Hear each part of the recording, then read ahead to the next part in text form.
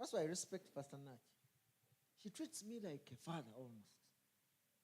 Way older than me, richer than me, but the way she behaves better than all the other pastors. Who are you Mushtege? Yeah. The way she responds faster than many of the younger pastors.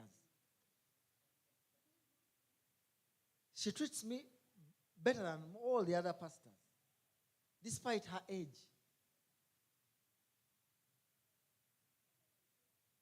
Are we together?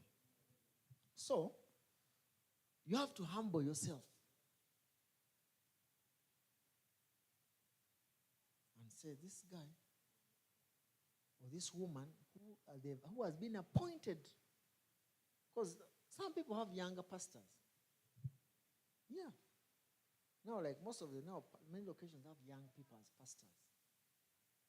But you can say, this Kabebi just finished university, is my pastor. I will not humble myself. I can be your mother.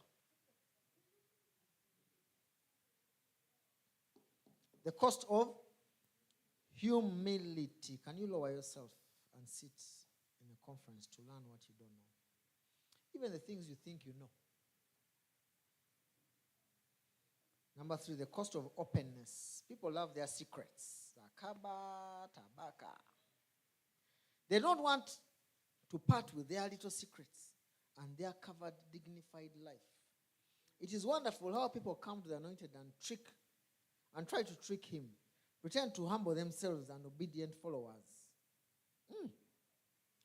That is the spirit of Herod. Remember Herod? The spirit of Herod, which says, tell us where the King of Glory is. I am also one of his worshippers. When in reality, you are not one of his worshippers. So, cost of openness. I asked some people, send me your net worth document. Some have never sent. I want to see your net worth. Yeah, so what we can see. Is it balancing? Can we help? Where is the problem? Haven't your pastors asked you for net worth? Yeah, so you tell them, look, here's my net worth. These are my liabilities, and these are my assets. Some people have never sent up to date, so I also gave up. I'm waiting. Send your debts in descending order. Kabuse mataka bazikete. Send your debts in descending order. And the person doesn't send their debt.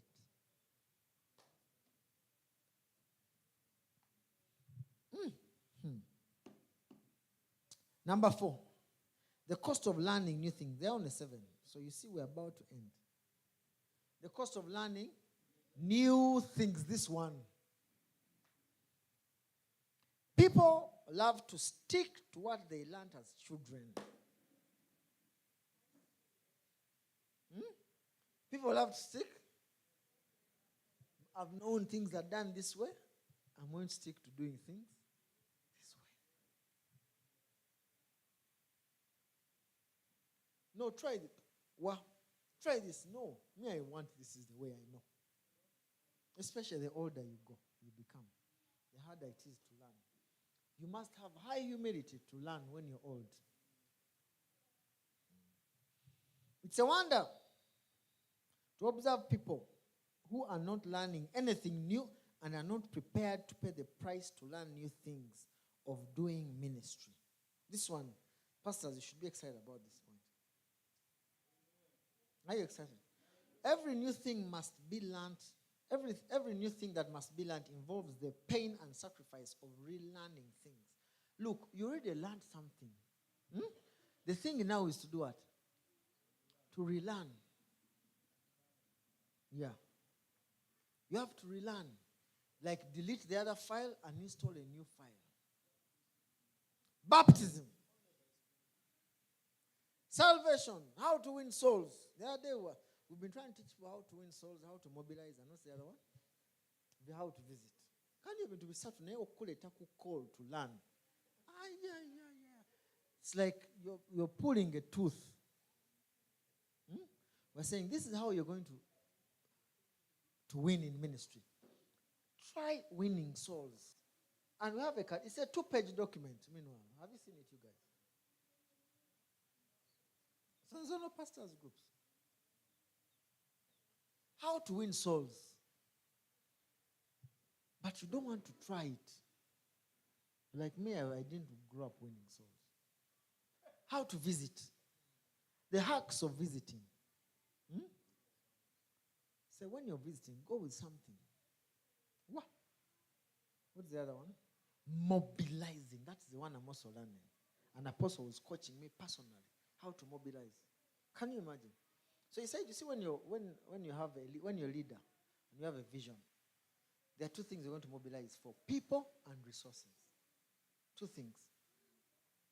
And he said, because you're running business, what I've seen, you know how to mobilize what? Resources. But I want you to learn to mobilize people. Yeah, so we started, do this, put a call center. That person actually told me, call center. Everything now, call center. Yeah, call people. That's one of the ways of mobilizing. Busing. It's another way. That's why I had to put call centers, busing team, to make sure. You see, when you're doing anything, any event, you realize you have to bus. For us in the church, we realize it later.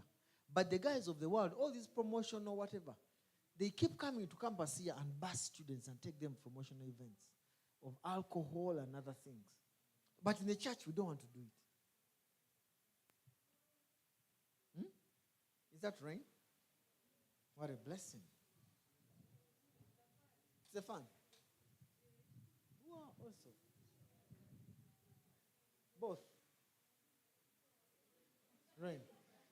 Let it rain.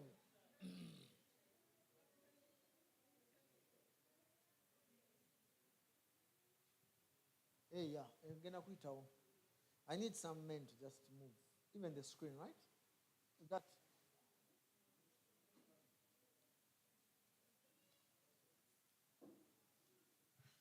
So, mobilizing.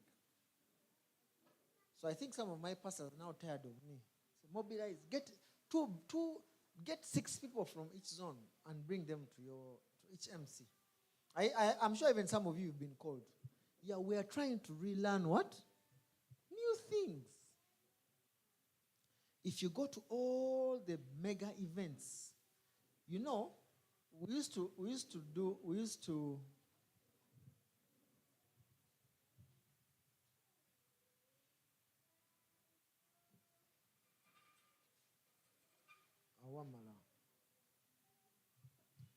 So when we used to watch rallies of politicians, rallies of politicians, we used to say, but guys, they don't have crowds, they move their crowds. We didn't know the magic behind it. They bus. You see, every time you're talking to people, listen, every time you're talking to people, teaching, whatever, and they are few, you get discouraged. Did you know that? It's a natural thing. You think about it, you're in business. When you have few clients, are you encouraged? No. When you start preaching, you will call me and remind me of this lesson. It's so discouraging. And I'm telling you because you're pastors. You see, even if you cover that thing, water will go through and eventually go through. You can't move it. Why can't you?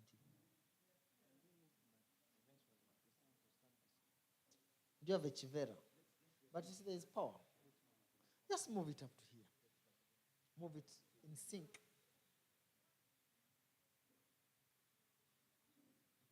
Beautiful. But even their power will go there. So get a polythene and cover. Okay? Are we together? Am I correct? Yeah. If you have this room and we're like, where am I even wasting it? The same amount you take to teach 10 people, the same amount you take to teach 1,000. So you become ineffective as a teacher. Are we together? Yeah. Like if you're training people now and they are few, it's the same resources. the same voice, the same TV, the same everything. So you're not utilizing your resources well if you're not maximizing every opportunity. If you're here singing, if I'm singing to you, and you're 5 people, will I use less energy? Anyway, you will learn it one day. How did I get there? The cost of learning new things, yeah. So I'm learning how to mobilize. Yeah, everything is... When Bishop Doug was coming, one of their bishops came and taught us how to mobilize. We were like, we didn't know. Bishop George. He came, 2 months? 2 months in advance. So we had meetings, how to mobilize for a conference. You go to pastors, you teach them, you show them what you register, you do what you plan. We're like, we don't know what is going on. And next week, be ready. They're all going to call you. We're going to call you for Proclaim. Have you paid for Proclaim? They started already. How many have not registered for? Or how many have registered for Proclaim? You've registered fully. So the rest of us, today, you're going to register. Will you register? I'm mobilizing. You're going to leave. By the time you leave here, we're going to put the registration you. Security. I'm telling you, that's part of mobilizing. We have to learn new things. Because some things feel offensive for us, but it's not. The world is doing them. We have to do it. You have to learn how to preach and other such things in ministry. And realize that when people are doing certain things that we are not used to, we normally criticize them. It's because you don't know the thing. Yeah, that's why you're criticizing the people. Because if you knew it, you'd also be doing it, if it has benefits. There's some people who give me feedback. Why do you keep calling us for church on Sunday? Hey, and we do what? But you're not coming. What am I supposed to do as your pastor? To keep quiet? No, I call you until you come. So it's because you're not used to that kind of life. You criticize it because you're not the pastor. When you become a pastor and your children are suffering and they need to come and be blessed and hear the word, you will call. Like, don't you call your children if they are like if you're an elder, Pastor Nach, don't you sometimes call your children and say, come and visit, like your son who was in the US. Yeah.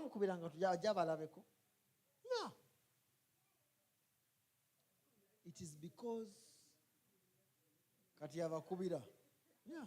It is because you're not there, because he's now also a parent. Why are they calling us all the time? Or you can say, why do they want us to mobilize our people to go to church? Hey! You have to unlearn that behavior. Yeah, you should go to church. What are you doing in this church if you're not coming to church? You get it? Then what are you talking about? Yeah, if you're a church member of this church, you have to come to church. That's what it's about. Because we have a direct responsibility over your life. Yeah, I don't think it's just a whatever. Huh? It's not a bar. Because in a bar, you have no responsibility. The barman has no responsibility over you.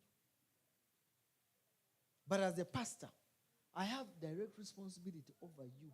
Unless Tori Molokole. Even me, yeah. But it's in the Bible. God is also going to ask me, where are the guys I gave you? Where are they? Yeah. Exactly. And because even me, my disciple asked me, but you, we gave you people in Nakawa, where are they? Why don't they come to church? Yeah. That's why I also tell the zonal pastors, where are the people? Then you, the MC Shepherd, just ask. You should be getting it because the zonal pastor is also going to ask you tomorrow at church. I hope we are mobilizing people for garage. To who? Yeah. We have to have, I told the pastors of Nakawa, I want 6 people to come to church from your MC. At least 6 people.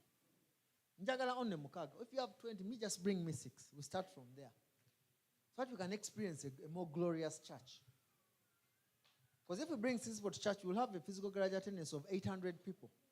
We have over 1,200 people on our database. So where are the others? Why don't they come to church?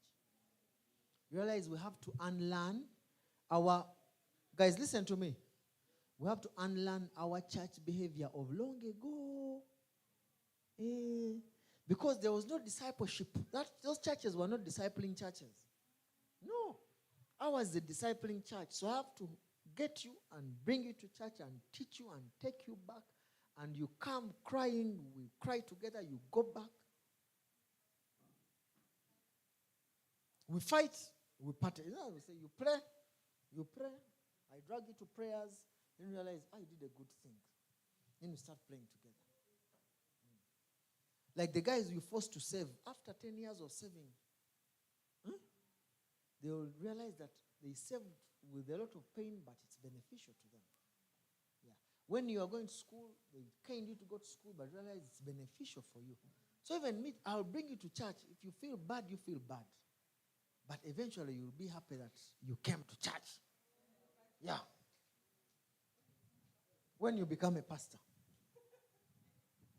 Not so? Yeah. Are we together? So don't be shy. Look, I give you permission. Let your people, let your shepherds and what